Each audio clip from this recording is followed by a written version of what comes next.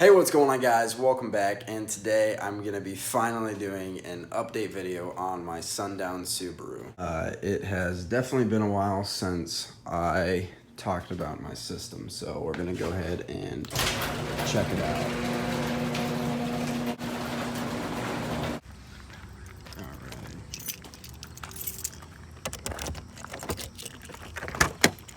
So to start, my head unit is a JVC KD X15 I've had this for, I don't know, 4 or 5 years. It's been quite a while. My door speakers have the Kicker CS65s. I've had these as long as I've had this radio, pretty much. I only have these two speakers because I have my wall. This is still the 4th order wall. It's ported and sealed, the bottom section. It's a 1.5 to 1 ported to sealed ratio, so up in the ported section it's about 9 cubes, and in the sealed section it's 6 cubes, so 3 per sub, and then 4.5 per sub in the ported. It's tuned to 42 hertz, and I don't really exactly remember all the other specs, but it's in my build videos, pretty sure. Now, these are two Sundown X15 dual 4-ohm version 1s. That's a Skyhighcaraudio CCA 8-gauge speaker wire, and it is wired in series. No, it's not. Wired in parallel to 1 ohm, running off of a Crescendo BC3500. I will go ahead and I will take you guys to my trunk. I haven't shown anyone my trunk. It was supposed to be a temporary setup, and it's been the same for 2 years. I don't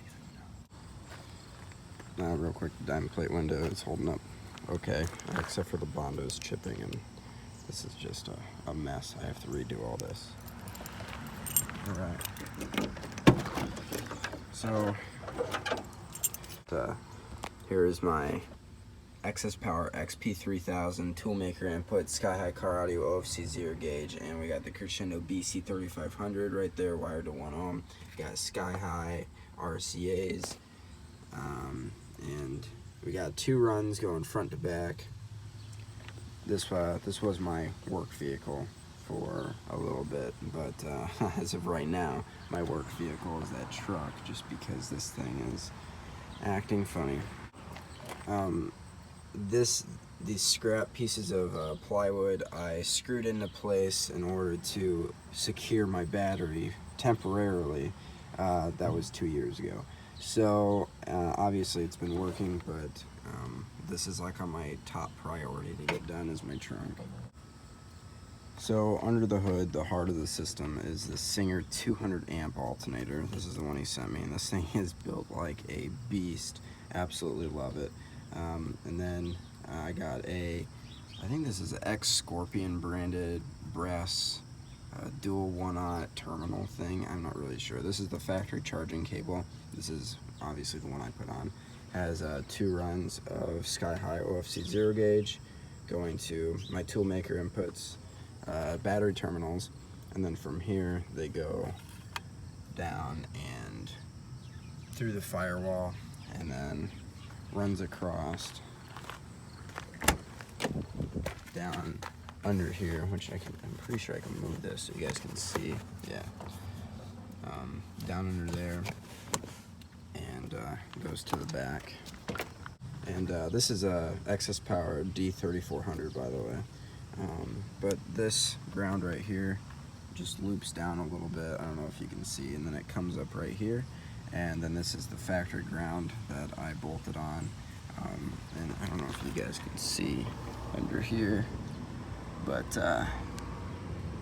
that's the bolt on the other side. And then the engine ground is right here, and it goes across this way and comes back here and lands right there on my engine. And then that's also the factory engine ground as well on top of it.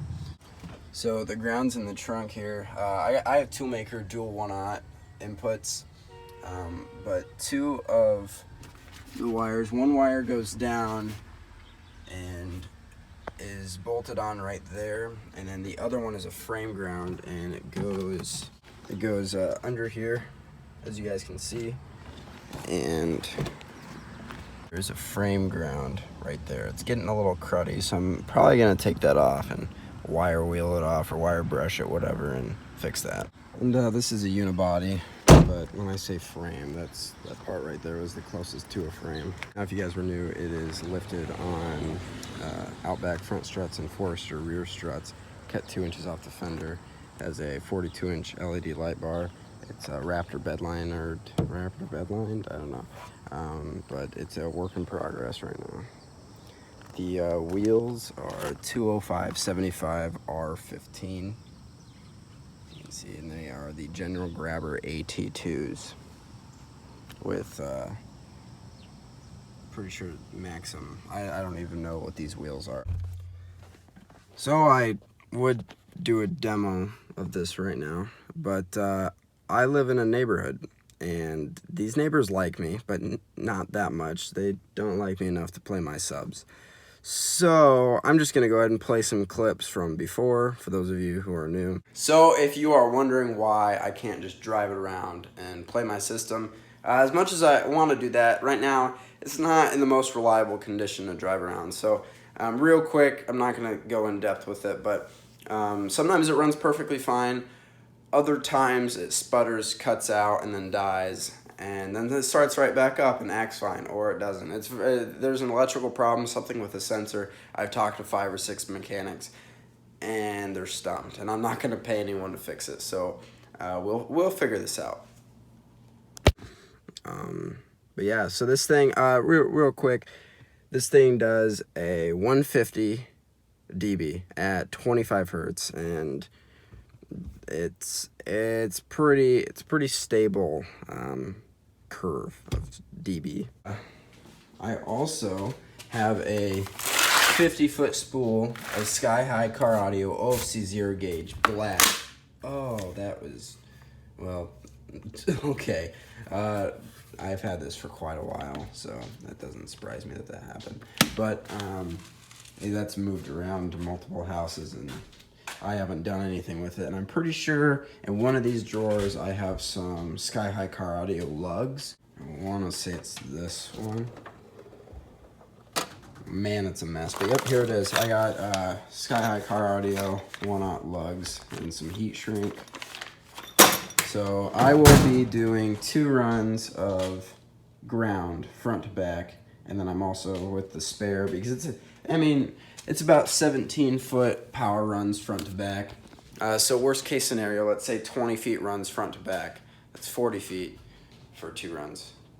That would leave 10 feet left over. That's plenty enough to do some more grounding under the hood. But I hope you guys enjoyed. I'm gonna go ahead, I'm gonna play some clips of before of my sound system. I don't know what I'm gonna show, but I'm gonna show some stuff. So I hope you guys enjoyed, and I'll see you in the next one.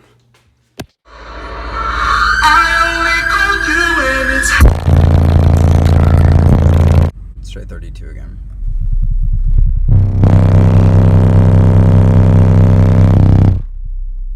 So 32 hertz, I did a 151. All right, so I'm gonna do 24 hertz.